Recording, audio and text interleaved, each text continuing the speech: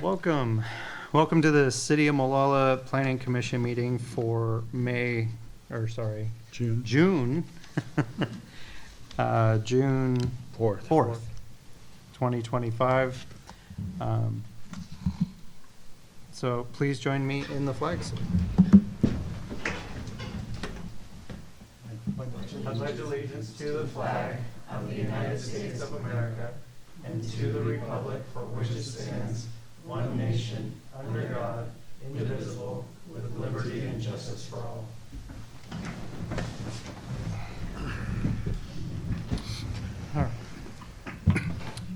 Next is roll call. I guess we'll start with over here. We'll start over here with you. Jessica. Community Development Technician Jessica Worth present.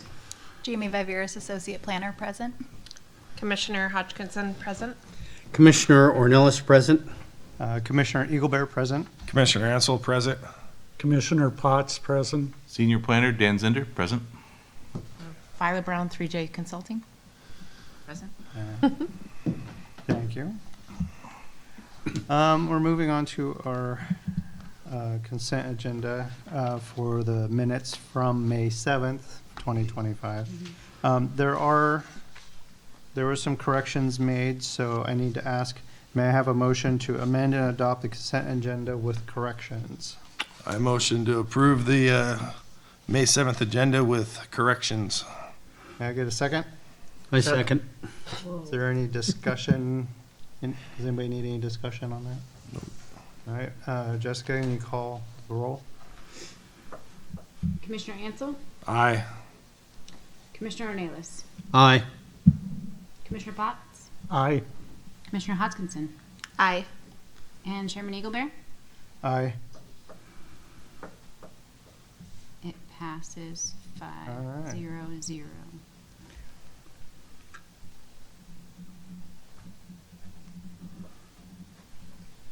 Okay. Next, we don't have any ceremonies or proclamations.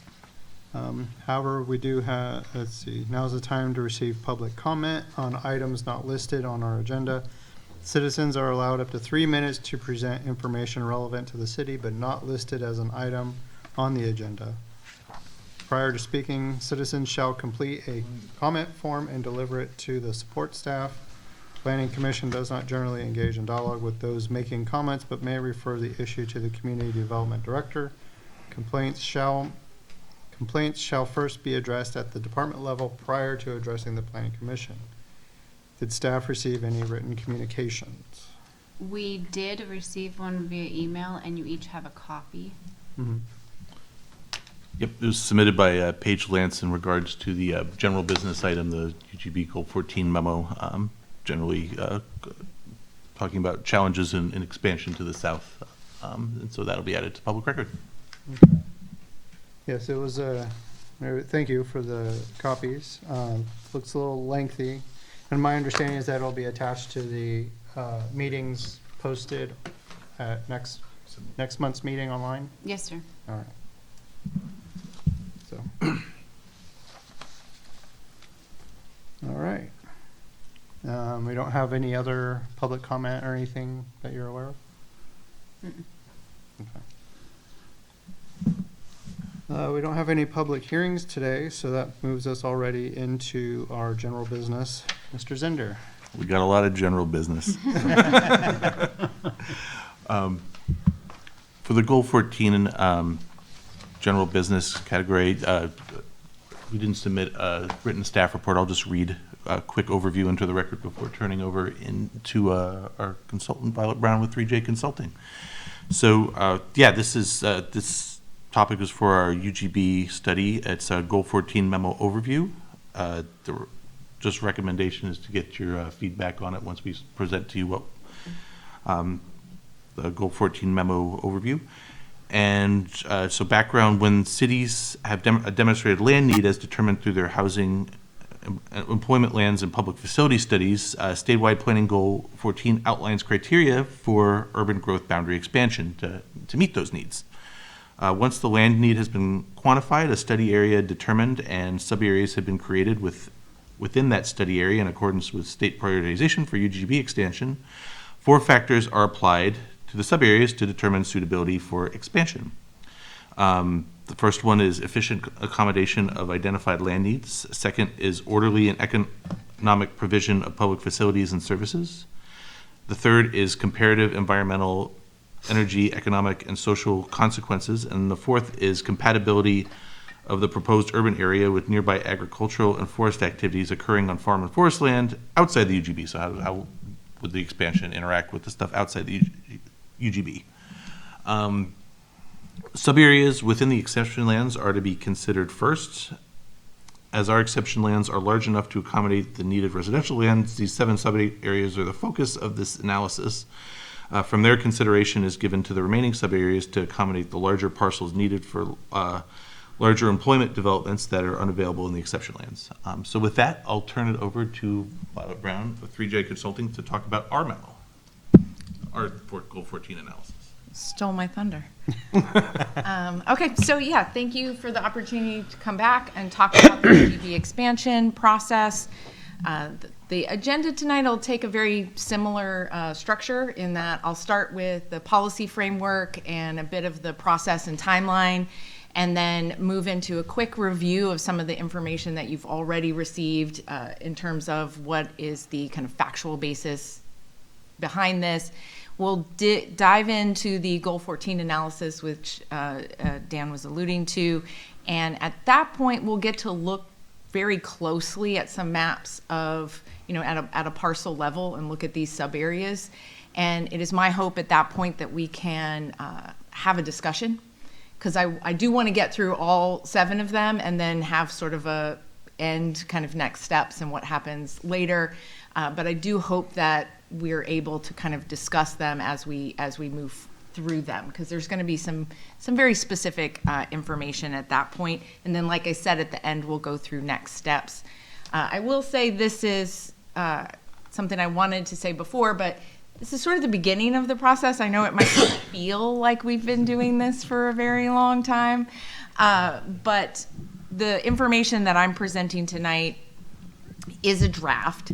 That's what as consultants, that's what we've been brought on to do, is to kind of get you guys through this draft analysis of the Goal 14. Staff will be able to sort of pick it up from there and start applying that more specifically. So again, the work plan goes all the way through March of 2026. There's still quite a bit of discussion and planning that goes into actually drawing the boundary. We're not going to end tonight with a recommendation for a specific boundary. It's just setting up what will become the factual basis when a boundary does get suggested. So again, as Dan talked about, and we've seen this slide, although I let PowerPoint give me some fancy graphics on there by just clicking a button. So let's see, establish the land need. So as Dan mentioned, the H&A, the housing needs analysis, or now it's called an HCA, housing capacity analysis, is what sets the land need for residential. And then the EOA is what sets the land need for jobs and employment. That was completed.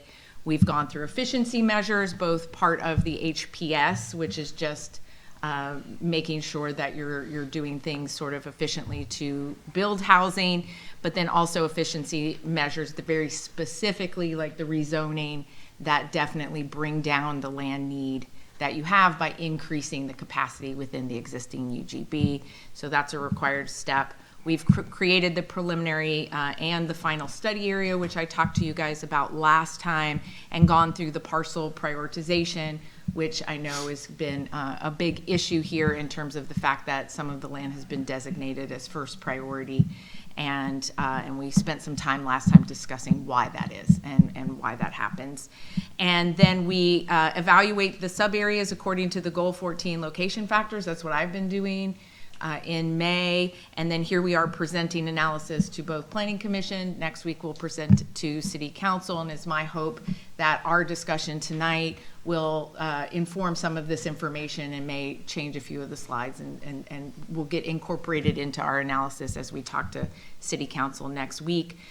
We'll also then, as 3J starts to finish this DLCD grant that's been funding this analysis, we'll sort of like turn over all my spreadsheets and my stuff and write this all up, and so that the staff has all of the details in their hands, and there'll be a report associated with that.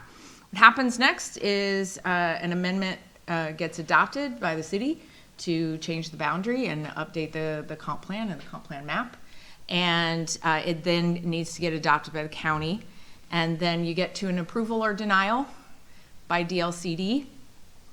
At that point, there is a potential for a legislative override. We've seen Roseburg do this. We've also seen, I think more recently, I think Monmouth is trying that as well, to say, you know, if we apply the rules, we're going to get a negative outcome. Therefore, we're asking for the legislature to allow us to not apply the rules the way that they stand, since there is not a mechanism with DLCD to allow you to do anything other than what the rules, what the OAR and the rules say.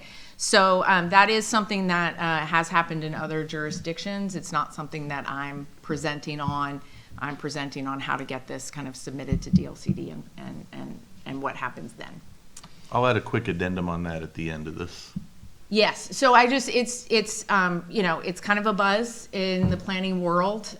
You know, I think that I wasn't, you know, necessarily around for the grand bargain and other things that have happened around in the Portland area, but you know, again, there's this mechanism for UGB expansion. I'm here, you know, I'm an expert on that and those rules. That's what I've been applying my legal brain to and trying to like pick it apart for you guys and get you as much information as possible. That's what I'm presenting on. But I would be remiss if I didn't say that other jurisdictions have explored this ability to go a more political route and say, you know, to the governor's office and to the legislature that applying the rules isn't in the spirit of Goal 14, wouldn't accomplish what Goal 14 is really trying to accomplish. And so there's been some traction on that. So again, I would be remiss if I didn't mention that as part of the process. So UGB expansion, that slide is doubled, so I guess I'm really deep into the process.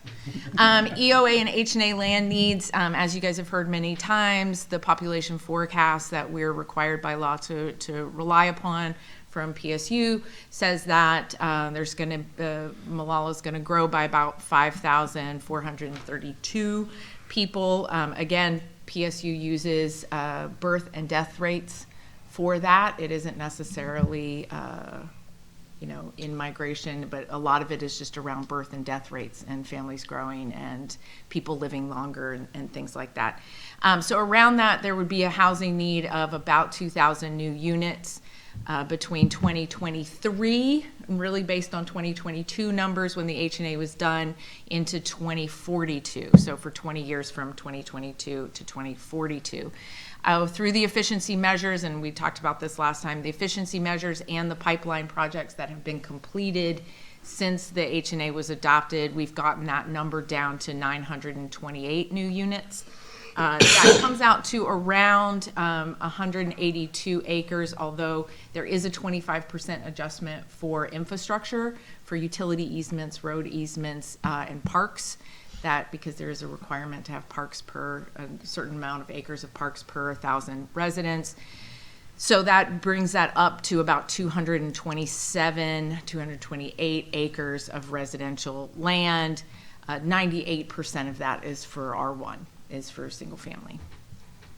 So, and then on the other side, the employment land goal is to accommodate 4 sites each of the 5 to 10 and the 10 to 20 acre size, and 2 sites that are over 20 acres. And again, as you saw in your EOA, that's really to attract jobs and businesses that they feel the market around Molalla, is in the best interest of Molalla and the citizens. So we want to do that. Prioritization, there are 4 priorities. Again, 4th priority being that high-value farmland that we keep as the land of last resort, where we have assessed the soils based on, a whole laundry list of very particular soil types and determined that that is the land of last resort. And then first priority are lands that have already been urbanized outside of the UGB. And we've gone through this map before where you have the exclusive farm use land versus the county zoning that is primarily residential zoning. And so we have this map, which you've seen before, which is the first priority and 4th. Again, you have a little bit of 3rd priority, but that's because it's not high-value farmland, because it's mainly around the creek and not around Kaiser Creek and other watershed sort of areas that are not as easy to farm. So we had a public meeting. We went through a handout. We did a FAQ on what it meant to do an expansion. We got a lot of really good attendance on that. We had an online survey, which I believe was still open last time I spoke with you guys. We got 41 responses on that. They kind of ran a huge variety. Some people very positive about expansion, some people very against expansion. Somebody said it was the worst idea that had ever happened in the history of ideas. But that is, I smile because that is sort of, we do hear this. The people are not always in favor, but there were definitely a number of people who responded who were. And we got some very thoughtful responses that really did dive into the different sub areas and give me some details onto how that land is being used and what the implications would be for expansion there. And so I thought that the survey was very helpful. The location factors. We've talked about this last time. Location factor 1 is about efficiency, and when they say that, usually they're talking about proximity to the UGB, the existing UGB. So is it efficient, right? We're not going way over here. We're just kind of expanding land that's already on the border. Parcel size, so we're looking at how parcelized it is in terms of whether it would be efficient for development, meaning larger parcels tend to be easier to develop, to purchase and develop, as opposed to a bunch of 5-acre lots where, maybe they split and, and create 2 or 3 new homes. Maybe, maybe they don't, maybe they just don't develop, right?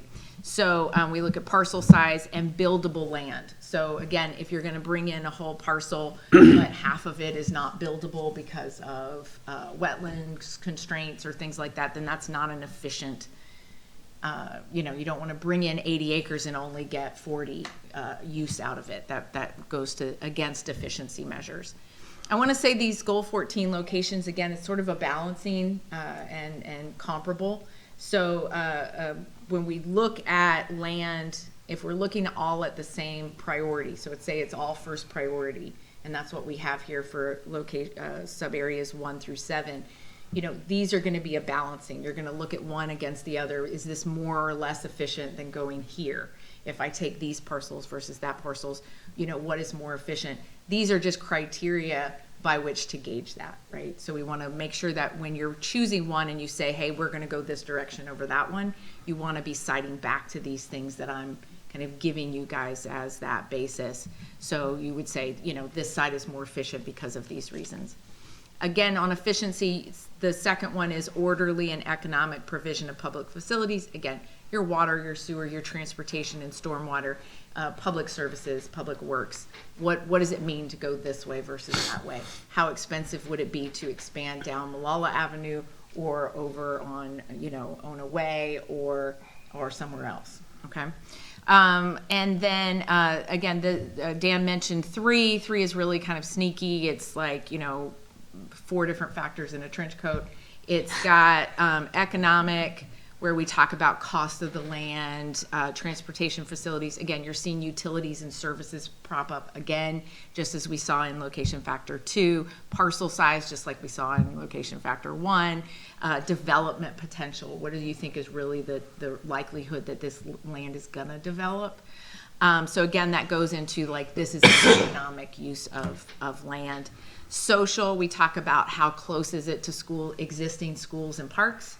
How close is it to commercial centers, economic centers, serviceable through emergency services and stuff, right? So how, from a community basis, how compatible is it with nearby uses? And does this really make sense as an expansion from a social standpoint? Environmental, we look at Goal 5 resources, we look at the wetlands, we look at slopes and floodplains, and, is this a hazardous area that we're bringing in for development? You would want to, the greater the risk of environmental damage or flooding, right, then the lower the efficiency of bringing that in as an expansion. And then energy, usually that's talked about very similar to the social in my mind, which is like, if you're way over here and people have to drive across town to get to shop groceries and dinner and schools and all that stuff, and it's sort of like way out here, then that's more vehicle miles traveled. That's not something that we're necessarily trying to encourage. So they look for energy standpoint, but then also like pipe upsizing, wastewater pumps, things like that. Is this really going to be a good use of energy in terms of, or a good impact on energy resources? And then the last is compatibility with ag and forest outside of the UGB. So again, since this is all about expansion, generally what the expansion's new neighbors will be is that EFU land. So as you all know, not all EFU land is created equal in terms of compatibility with neighbors. Some farmland is very active where they're harvesting multiple times a year and big trucks and things are coming in. Sometimes, like was mentioned with Christmas trees, they may not be super active year round. And so again, looking at, what that expansion, what type of neighbors it would have and how compatible with the type of development that you're expanding in order to include if that makes sense. So I have here the existing map, although it doesn't have the recent rezoning on it, but that's on the next slide. And so one of the ways that I look for compatibility is just really looking at both outside of the UGB, like what are the neighbors going to be on the other side, and then what are the neighbors, right? We're talking about like expanding along the UGB, having close proximity. What are the uses that are on the other side of that existing UGB border? So here you can see, I think a lot of the sub area was near, sorry, I skipped twice, was near industrial, and now we're, there's some here that is now residential. And so I think that will be, will play a role as we start to look at these smaller sub areas as we go, because you can see sub areas 6 and 7, which I showed you last time, and a little bit of 5 are right across from that rezoning from industrial to residential. So that sort of becomes relevant in terms of thinking whether parts of 5, 6, or 7 would make sense for future residential development and whether it's compatible. So the way we look at this, and the way eventually you'll see in a report, is just to take each one. This is sub area 2, and I think you guys saw this map last time, and just really try to dig in to the factual basis that we have around these parcels. So we look at sewer mains, storm mains, water mains, the existing UGB, the Goal 5 constraints, and here there is a piece that we're reviewing, which is Goal 5 is speaking to what the state requires constraints on development due to wetlands. But I do think that the city code may have additional protections that I didn't map here. So we've talked a lot about hydric soils and additional wetlands, and you can see from the map in the middle on the right that sub-area 2 has significant wetlands on it. But only the blue is what is has been taken out already from the constraints in terms of like what's buildable. So a lot of those other wetlands may be things that can be mitigated, but we wouldn't really know until the inventory gets done as part of a concept plan later down the road. But again, I think we talked about this last time. in terms of comfortable going one way versus the other. If you do have, we have a couple of sub areas that do have significant hydric soils on them, and you are sort of running the risk that they're going to end up not being very developable once they get inventoried. And so here you can see that 2 is next to 1. We don't talk about 1, and I think there was a little bit of confusion. I got a couple of survey responses that said, please don't develop 1. I said, it's there because it needs to come in because it's a city-owned park, but there is no plan to develop it. We're not talking about what's the capacity, how many homes can we fit on the park. That's not in the plan at all. We're just including it because we know it needs to come in. But so yeah, we can see that this one is while zoned residential in county zoning, it's right next to the park. It's across the existing UGB from industrial zoning. And it does have those wetlands, and you can see in terms of access to existing lines, I think it's Molalla Avenue really, and then also some down South Molalla Forest Road. One of the things later down the road, not to give the answer away, but I think we talked about last time, we know that because you got 580 acres of first priority land, and we're looking for about 225 acres of residential land and about 120 acres of industrial land, that it all fits in that first priority. What doesn't fit is there's 2 20-acre parcels. So once we get through this process for the residential expansion, and you can include in that the 8 parcels that are smaller than 20 acres, because there are parcels like that in the first priority land, but there aren't any that are over 20. And so the city can then start to look outside, and that's why I drew sub areas 8 through 19 as contenders for, are any of these large lots really things that we want to consider for expansion. That's under a separate rule because that's site characteristics where you're saying, hey, it has to be a parcel size, and we'll talk about that a little bit later. But this one will come up because, sorry, I keep clicking on it. This one might come up again because one of the things before you can go outside of first priority land and say, hey, we have some first priority land left, but we're not going to take it. We're going to go to high value farmland because it's bigger, because it's the 20 acres. You kind of have to show that you can't make a larger parcel. If you have large parcels that are owned by the same owner, then you may be kind of asked to consider them as one if they all have the same ownership. And so I think this is one where many of these parcels have the same owner.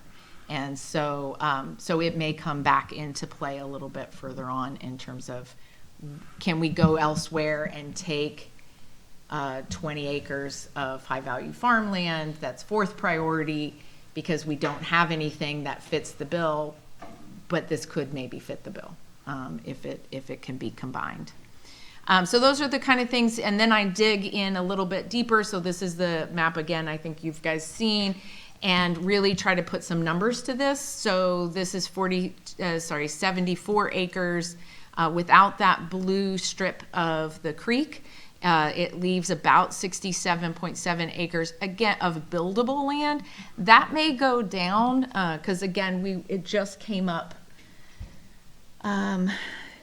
Just came up this week, I think, that we maybe need to apply some additional code from the city that give additional protections to wetlands and limit development within wetlands. So we'll be analyzing that in GIS to see if that number comes down at all.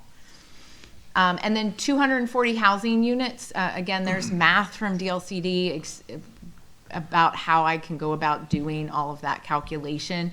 And you basically are looking for, you apply the 5 units per acre to anything over 2 acres. And then things under 2 acres, if it's, I think I talked about this last time, if it's under 2 acres and it has 1 home on something that's say 1 to 2 acres, they assume a development capacity of adding 1 additional home over the next 20 years on those 2 acres. If it's one home on 1 acre or less, they assume it's not going to develop at any greater density than what it is. So that's how I come up with 240 units that could be built on this sub area. There are 4 parcels that could be of a significant size to make them contenders for industrial development. Combined, they're 54 buildable acres in those 4, and you can kind of see I've put the numbers on there so you can see which 4 I'm talking about. Again, you can tell that they're sort of the same owner since some of them don't have access outside of going through some of the other parcels. This one is contiguous. There is existing sewer along Molalla Avenue, but it can't accommodate additional flow the way that it is, and that there would be a required lift station over Bear Creek. Again, compatible uses, there's industrial inside the UGB, but there's a park and nature area on the other side.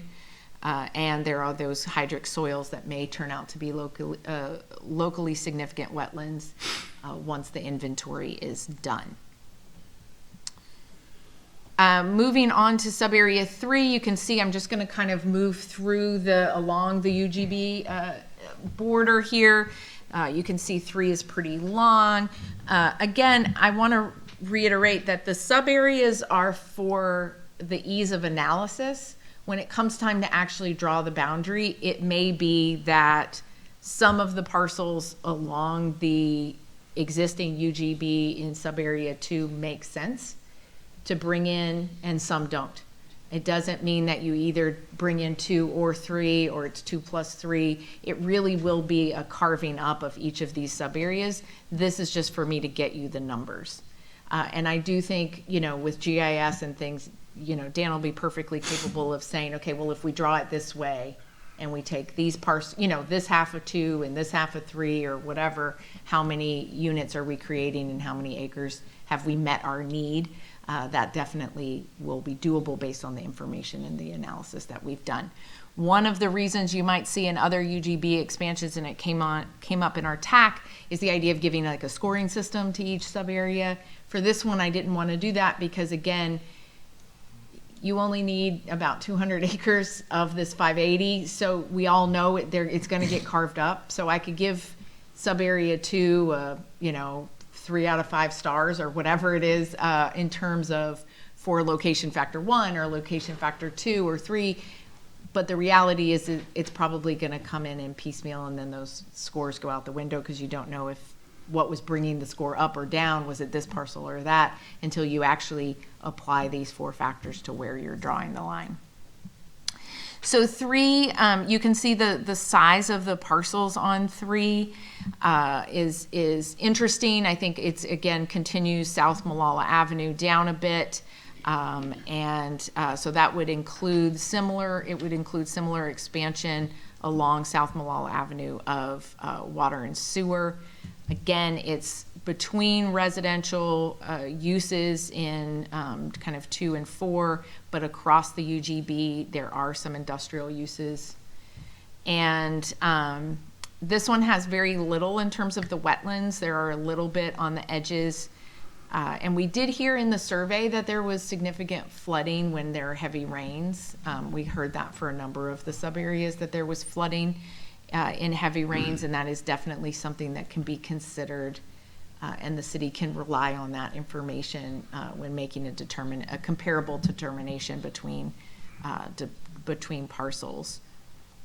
So if we go in and dig into the numbers again, we've created a sub area. It's about 90 acres.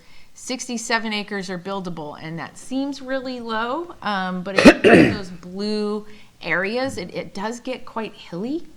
I think very small little hills that just make a kind of change in elevation kind of over and over again, that just keep it from being these kind of large, parcels that are considered fairly easy to develop. So again, the ones that don't have that are more over towards Molalla Avenue. And it may be that when the city actually goes to draw a boundary, that some of these are brought in and some are not. It may be that, like you may decide that further over, like these 9 acres over to the east, next to the park, maybe they're, too far from services or things like that when you apply all of these location factors, and that things closer in to Molalla Avenue might be easier. It is contiguous, again, to the extent that the western chunk of it is contiguous, or if 2 came in, then it would be contiguous with the new boundary. Sewer could get extended along Matthias Road. The lines are currently 8 inches and are designed only for the subdivisions that they currently serve, so they would have to be upgraded. And I think you guys are in good hands with staff in terms of telling you how much that actually would cost, right? How many feet are we talking, and what's the cost per foot for that sort of upgrade when it comes time to deciding that. And then there's an 8-inch water line along Matthias at the southern town boundary that would need to be expanded as well. So again, it's near the city park, it's near industrial, but it's also near rural residential. And there has been flooding reported when we did the survey. Subarea 4 is a little bit removed. It's on the other side of Subarea 3. You can see it is our most parcelized. In terms of development, there aren't a lot of large parcels to develop. Unless all of 3 comes in, then it's not contiguous with the UGB. And again, we don't have significant wetlands, but it will definitely still be on the border with EFU land. And I didn't get what I feel like would the amount of information that I would have loved to have gotten is like, what is that EFU land right there? Is that an active farm? Are we going to be putting significantly more traffic down? Is it Sawtell Road? Or in where Molalla turns into Will Hoyt, right? So I don't know anything about those farms. That would be something that the city would want to explore. In other projects that I've done for, let's say, the city of Canby, where there is a lot of really active farming, then we were able to do like informational interviews and conversations with the farmers and get those notes down and do summary reports. And that's definitely something that staff could still do. That farm on the corner there of Sawtell has been a Christmas tree farm for 40 years. Okay. I don't think it's going to change. And it's not going to change. Are you talking about one that's in the No, we're or out? talking Just on the outside of it. Oh, that one. And I think It's some of Kylo's. those properties there are the ones that are being addressed in the comment that was submitted by Ms. Lance. I was just reading through it. Because Yeah. You may own some of those. right where the mouse here is right there? Yeah. Yeah. That's Kylo's farm. Okay. It's been a tree farm for, Yeah, and I will say we do have a map of the crops, and I know we talked about this before. Unfortunately, if somebody ever reported that they were going to do Christmas trees, it got put on the map. You would think that this was, Christmas Town, because all over it's just Christmas trees everywhere. I don't know how accurate that is today.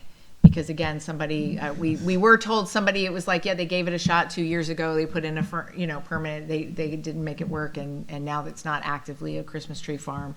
And so I don't know, right? But what I wanted to say is on this, when we talk about compatibility, something like here where we're talking about sub-area 3 that goes along here, it's very easy to say, this is industrial within the UGB. This is sub-area 2 that we discussed. Here's the park.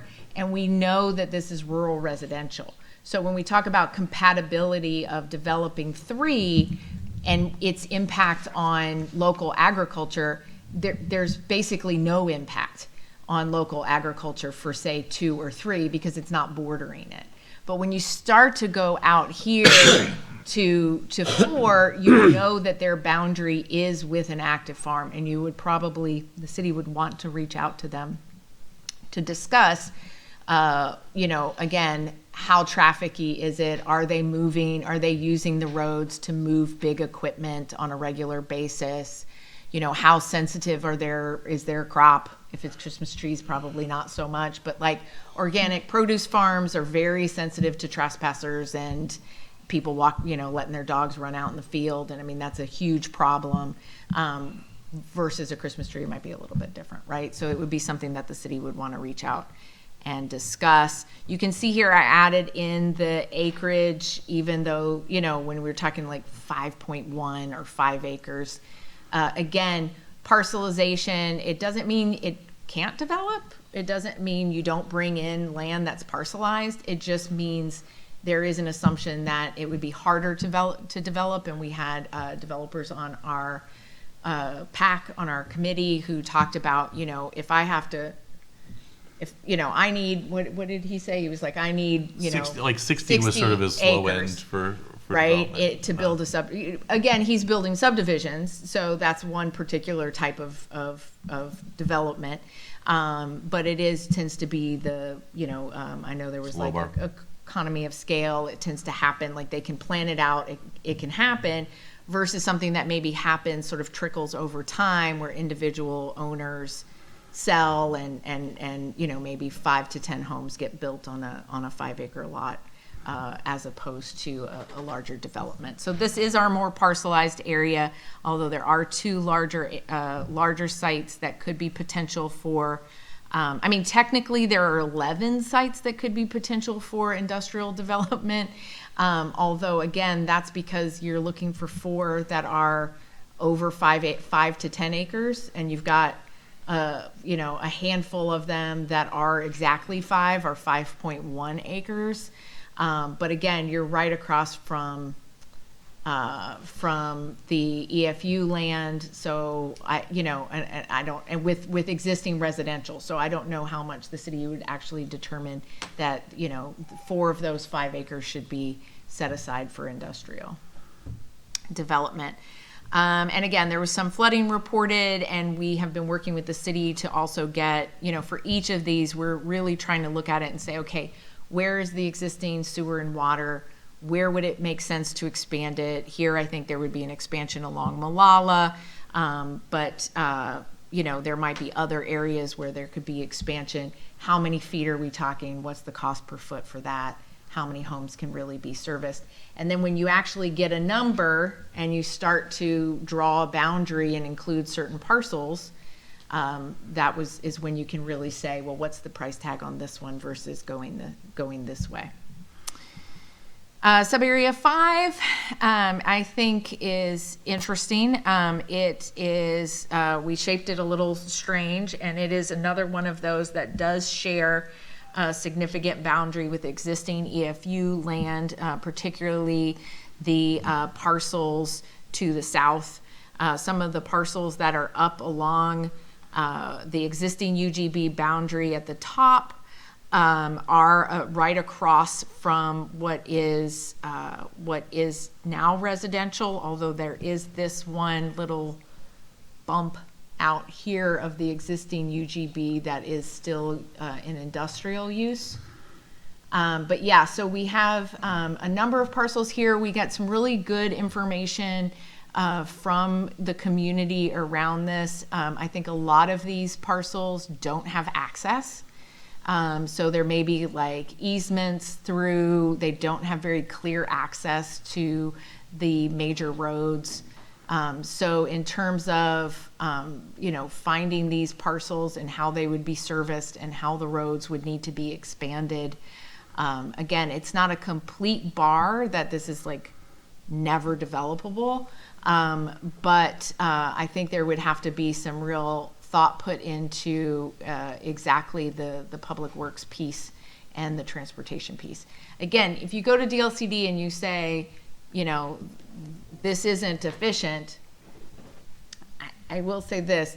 One of the reasons that we have these rules is the most efficient thing sometimes is just to take the high-value farmland, right? That's why we have the UGB expansion. We force you to do this analysis to say, like, well, we really want to protect this land and not necessarily always do what's just easiest, but we want to do something that kind of follows our values. So this is definitely one that I think we'll need to look at the cost associated with the transportation. So if you go to DLCD and you're like, it's going to be expensive, they're like, yeah, expansions are expensive. Everybody knows, except, right, like, city grows by 5,000 people, you're gonna need new roads, you're gonna need new pipes, you're gonna need, like, growth is running a city is expensive. So saying it's expensive doesn't quite get us out of the conversation. But saying that this is more expensive than, say, one of the other sub areas where you're talking apples to apples, then that is definitely a conversation. But when you're talking apples to oranges and you're saying, well, we can't use the first priority land and we want to use fourth priority land instead because it's easier, that burden it needs to be sort of prohibitively expensive for that to happen according to the Goal 14 rules and the framework that I'm showing you guys here. But yeah, we did get some really good information, and I'm hopeful that the city on this sub area, and I'm hopeful that Public Works can really dig into where those lines are. Again, we have here that there's water nearly to the city limits on Matthias Road, but no sewer until 7th Street. Could extend it along Matthias. The lines are 8 inches and designed only for the subdivisions that they currently serve. So we are talking significant upgrades. And again, I do think that while there are some large parcels here that could be contenders, sorry, I was thinking here where we have it. Extend water down Molalla Forest Road and likely a lift station. Like I said, we got really good information from the public around access to these parcels and sort of how they're going to be used. I will also say that this has come up many times, and we've talked with the LCD about this. They will tell you time and again that trying to talk about whether property owners want or don't want to come in is something that they don't like to rely on, because property changes hands. And so people say, so it's like somebody really doesn't want to do it, and then whoever inherits the land does, or whoever bought it does, and then all of a sudden you're having a totally different conversation. So in terms of talking about development over the next 20 years, we try not to look at that. But at the same time, if you know something is, like I said, parcelized, it's not going to be combined and put into a large development, and people are probably against development, then you go into developability and what's the likelihood that you're actually going to get homes out of bringing that land in, right? So that, and again, there's some flooding, and you'll see that some of these right along Molalla Forest Road up at the top are still kind of have some of that wetlands and hydric soils from the creek, and we did hear that there's some flooding and heavy rains. Let's see, sub area 6. So here we've got a number of parcels. This goes along South Ona Way. And again, follows the UGB. So the northern parcels are along the existing UGB, but again, that's kind of along the creek as well, although the actual constraints and wetlands aren't on any of these parcels themselves. Right across the UGB is the land that's been rezoned into residential, and this goes down South Ona Way.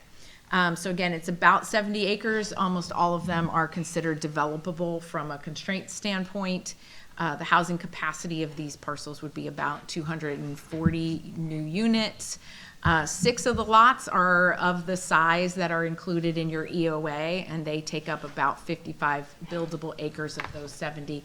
Like I said, I put that number there so that you can kind of see, okay, well, if these are going to be if these are going to be the 4 that we bring in for the 10-acre size, then we'd have to subtract from that housing capacity number, right? We'd have to subtract 55 buildable acres from that and redo that math, which is not difficult, and they've got my spreadsheets. Again, here we're dealing with stuff that's near residential, but again, towards the south of it, your border would then be on EFU land.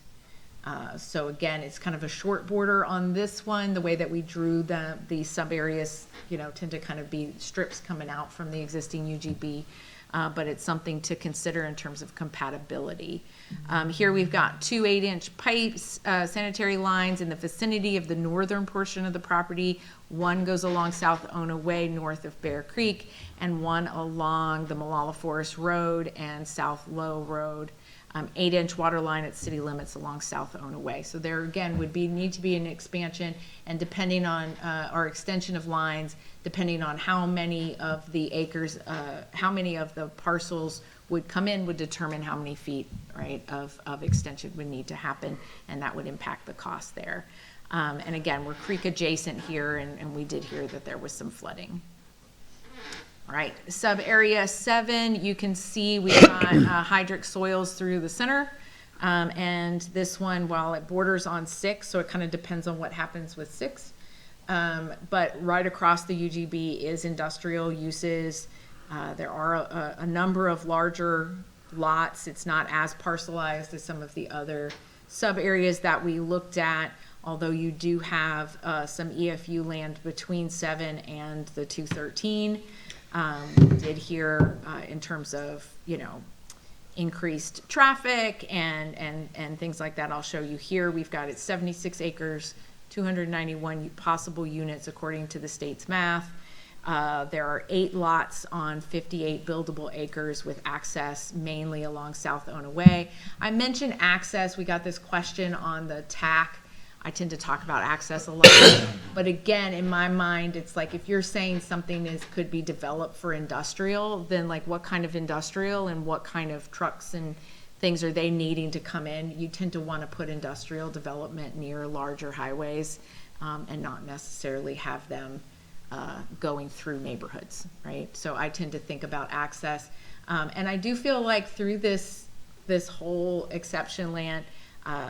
There would need to be a number of street improvements, I think, and a lot of these lots don't seem to have very obvious access to me, and I think people are kind of maybe using easements to get through onto some of this land. So that would obviously be something that would need to be worked out in terms of if something were to develop and the other one would not, right? So, so I think here we've got similar to 6, we've got an opportunity for sewer water to lines on the 213. There's a 12-inch water line that ends, this says Crumpton's, and I don't think that's right. Wasn't it There's Crompton's, yeah. Crumpton's, okay. Yeah, it's a O. But Yes, yeah. I think my autocorrect decided it needed to be Crump.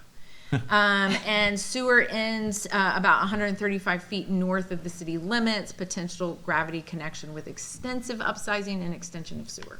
So again, when you actually talk about where to build that boundary, when those you actually start to put a price tag on different expansion ideas.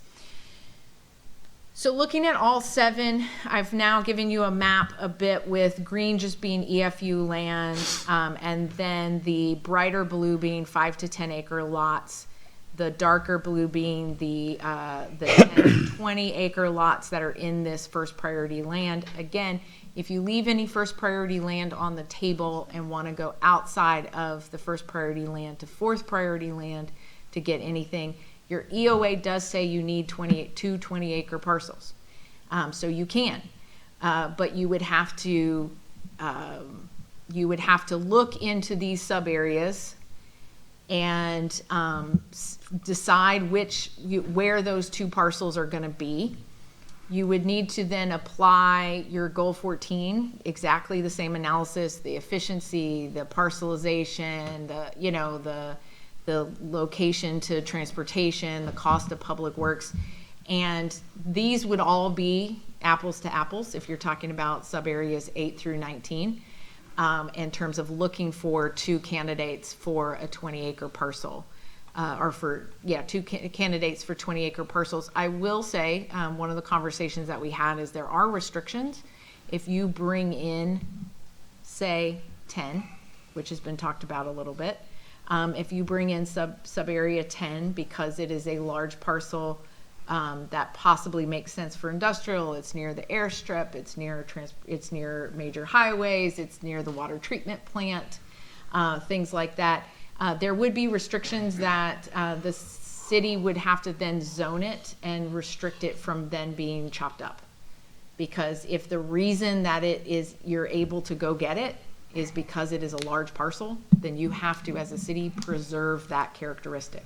So if you say this site has characteristics that we need, you have to then preserve the characteristic. You can't then let it kind of just go by the wayside, because what you're trying to do, according to the EOA, is attract a certain kind of business and jobs, and you want to kind of have that land as a potential candidate for that. My report will sort of end with just a kind of like advantages, disadvantages, notes on areas 8 through 19 in terms of if they make sense or are compatible for industrial uses. And so I'll give you a little bit of analysis on that, but since you're not required to do the 2 20-acre lots, you're required to do residential, and you're required to start with first priority land. That's what my report is sort of writing up.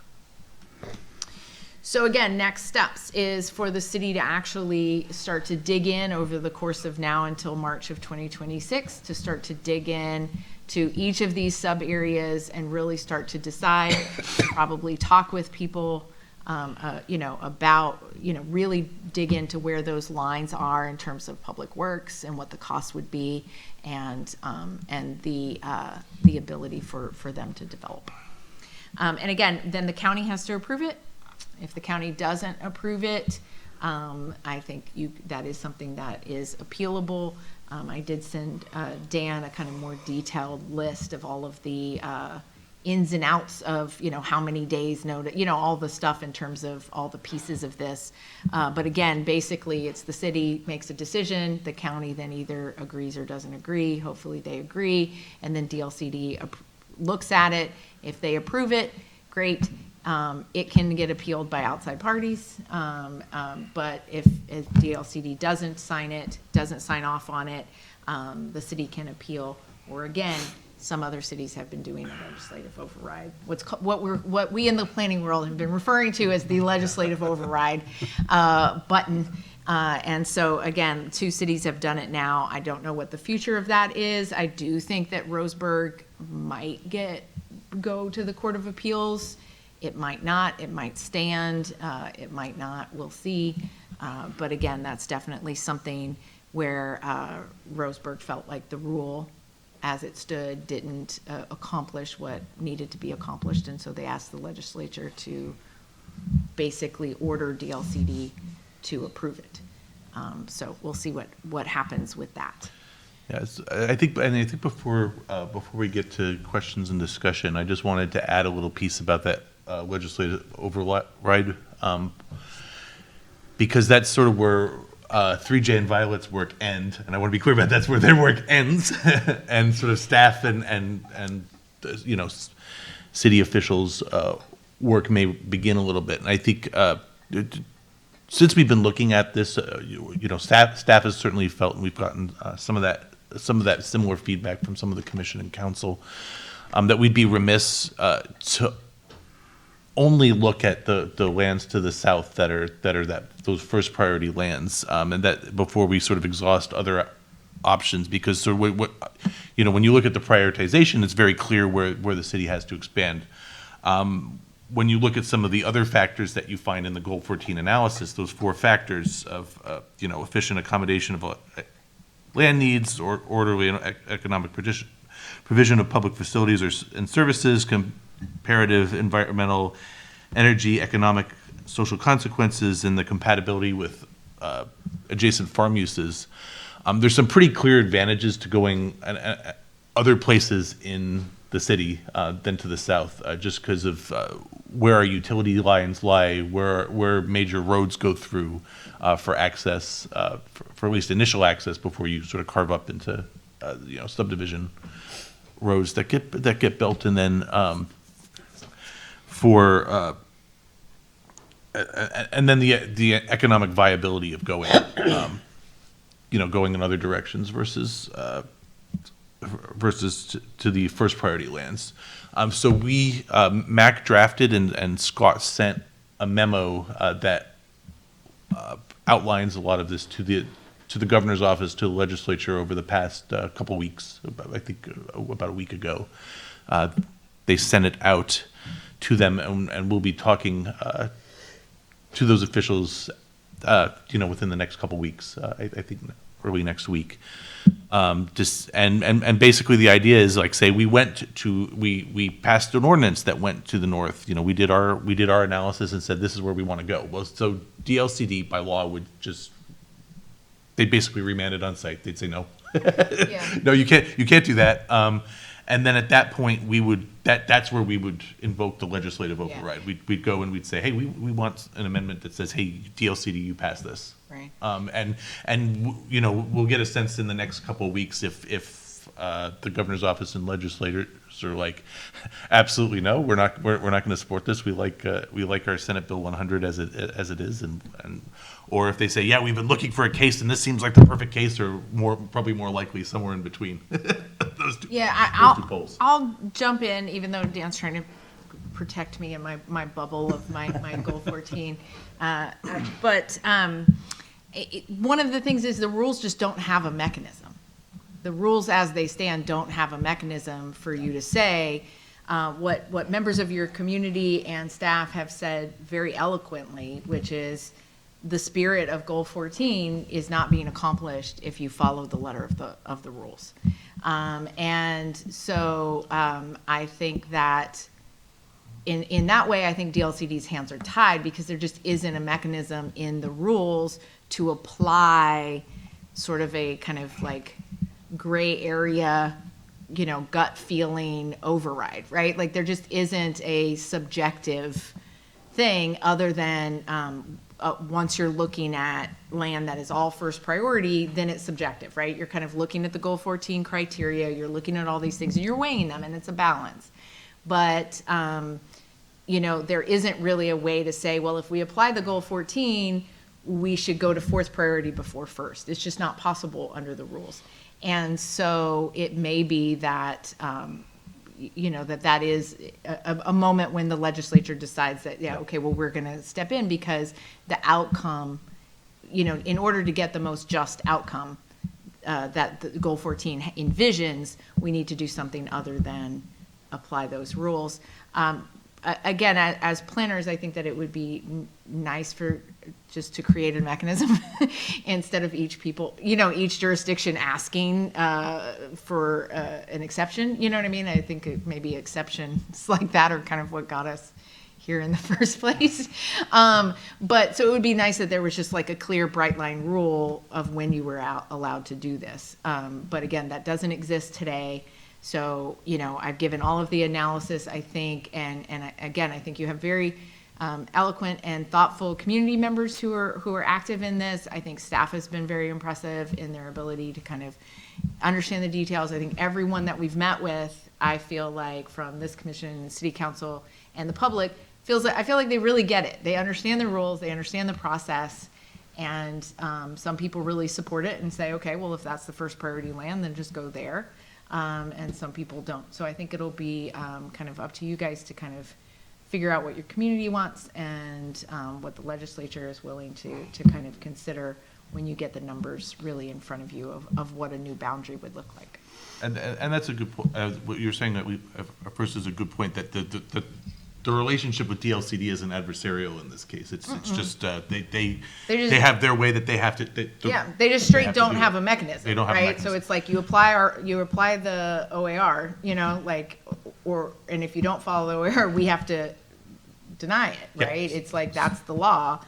So we've been talking with them and transparent with them and having this discussion about what that would even look like. Right. So I mean, I would love to see if these situations keep coming up.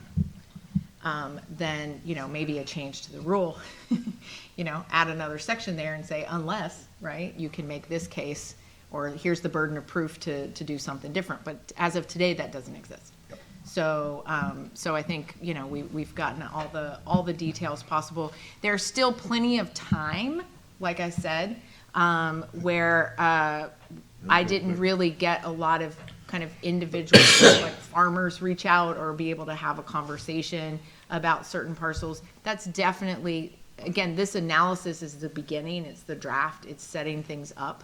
There's still a lot of conversations to be had and a lot of numbers to crunch in terms of where a new boundary would actually go. It's not like they're just gonna look at my maps and, and do it.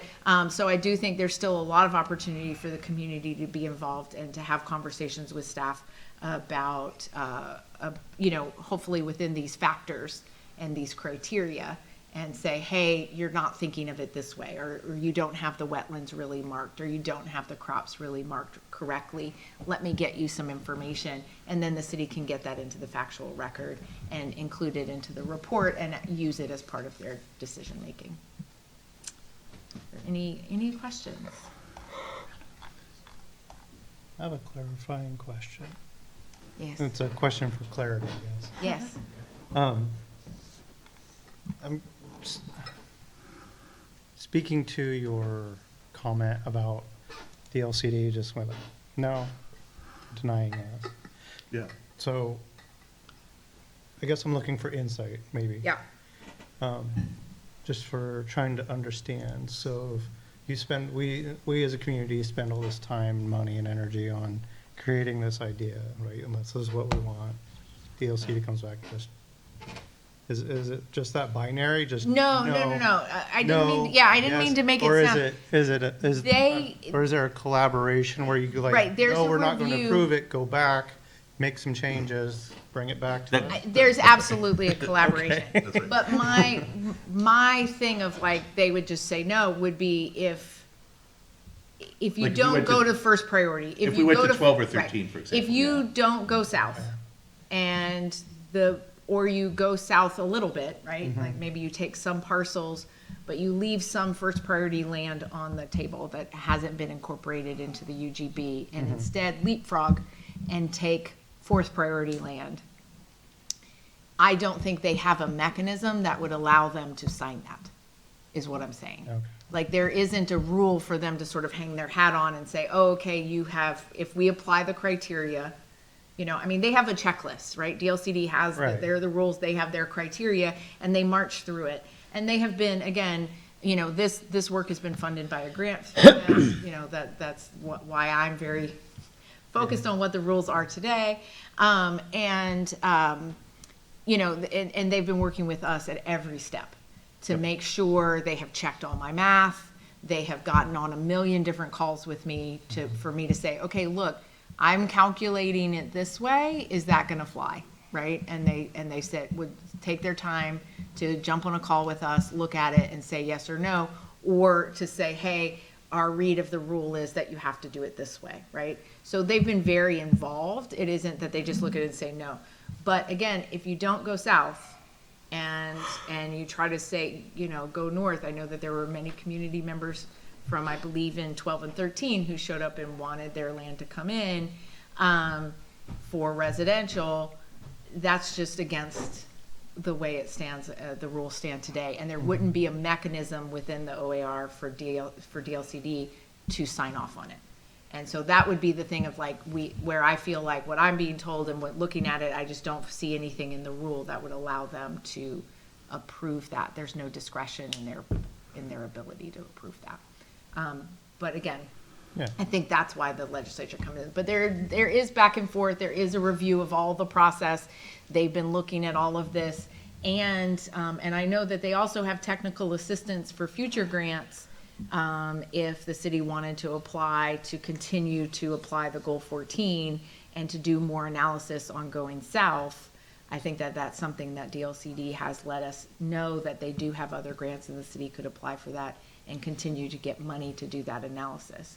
But I don't believe that they would continue to do it if it was clear that the city's plan was to try to do it legislatively. And just And so likewise, I don't think we would try to, Right, I think. I don't think we would try to go outside the first priority if we don't have a clear sense from, you know, from the governor's office and from the legislature that there's a possibility.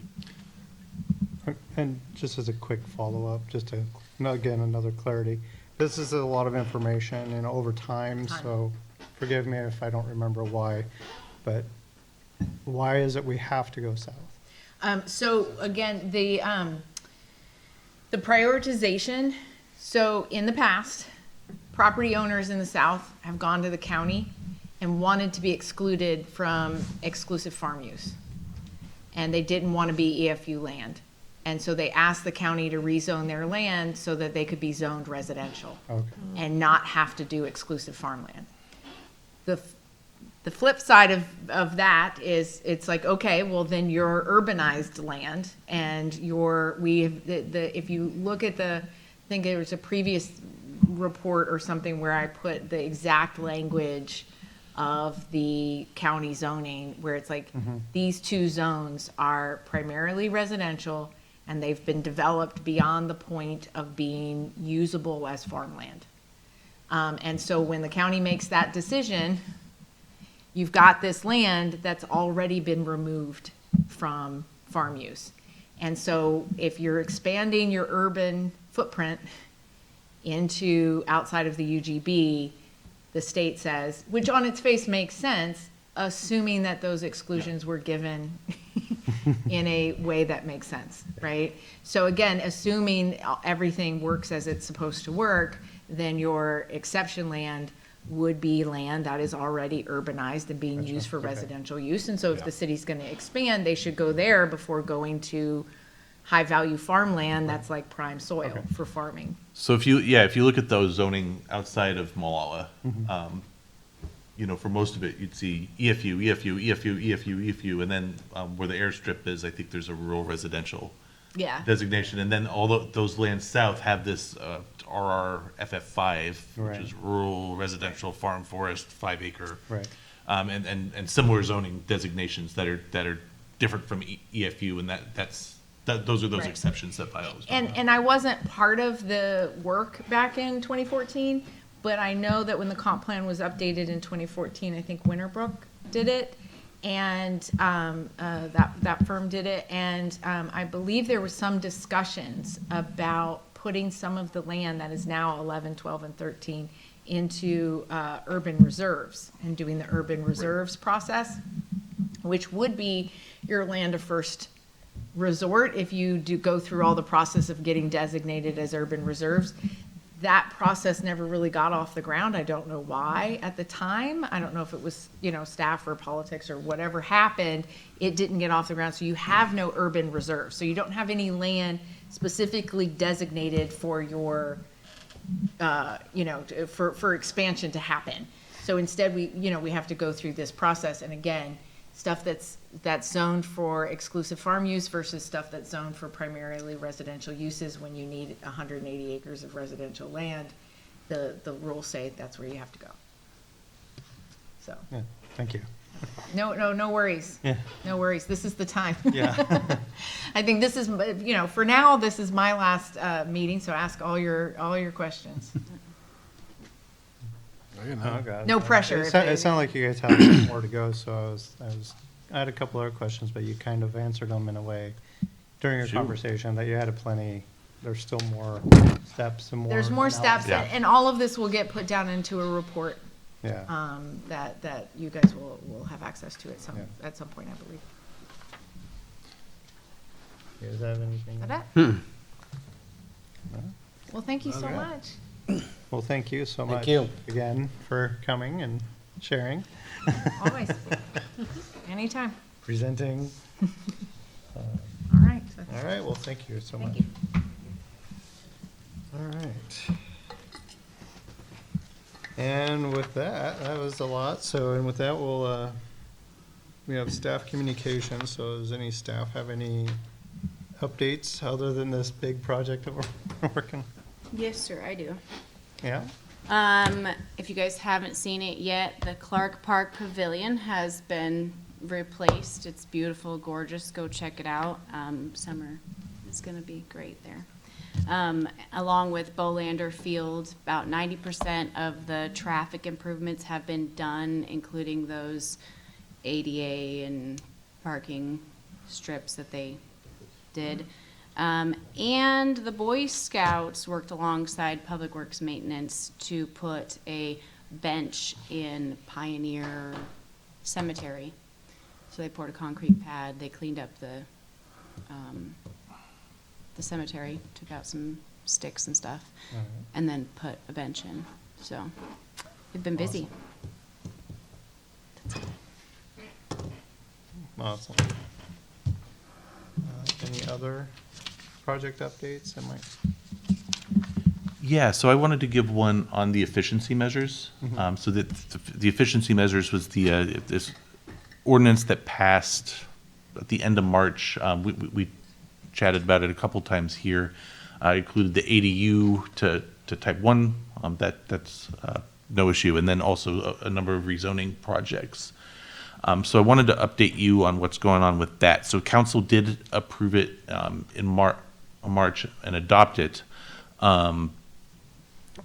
But we did get a challenge to it from ODOT that basically some of the properties, we went through a number of back and forth discussions on the matter, but basically for the transportation planning rule, the city determined no significant impact to transportation facilities, and ODOT sort of disagreed and wanted more robust findings with regards to the transportation planning rule.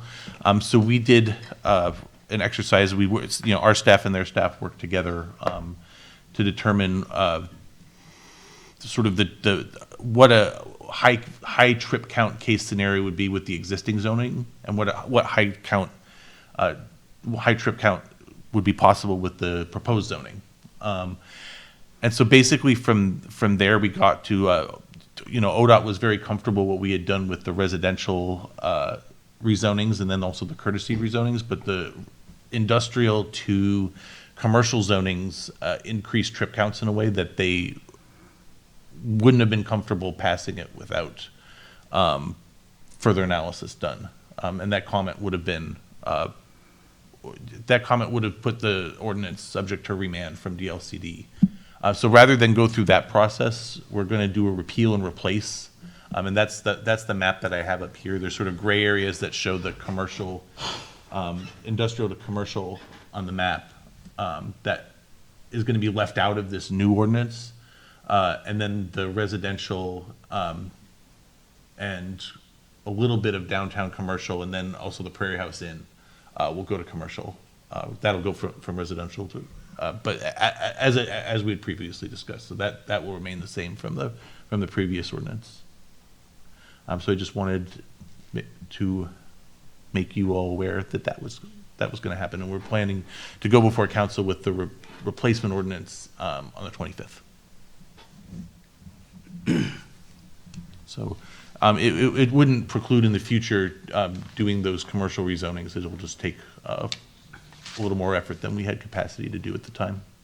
But with regards to our work with the UGB studies, we're still on track for efficiency measures, getting some of that extra residential land and taking out some of the surplus industrial. That's that. Cool. Anything else? No? That's good. All right. Commission. Does the commission have any community event announcements or activities that they're aware of? Not me. Nothing. Yep.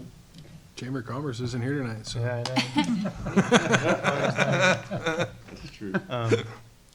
I'm just going to share it. I attended the latest meeting for the new middle school, and that was pretty good. A lot of good information.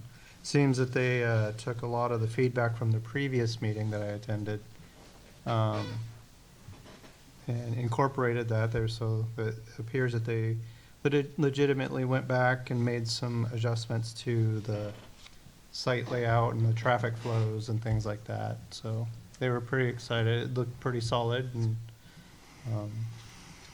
it seemed to be well received, a lot better than the first one. So that was very positive. So I know they had indicated that it's potential that it should be coming to the city soon. So We got the application, so yeah, we're There you looking go. at it now. there we go. So it's exciting. It's looking good. And I think on I think it's the school district's website or the middle school website. I forget which, but they have a video where you can do the virtual fly through and see what it's gonna, at least the proposed plan is for it. And for the building, so I encourage people to check it out. But just kind of an update on that I had encountered.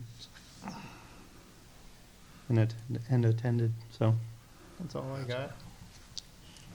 Very exciting. So, with that, is there anything else for the good of the order? No? All right, well then, I am going to adjourn this meeting at 7:52 PM.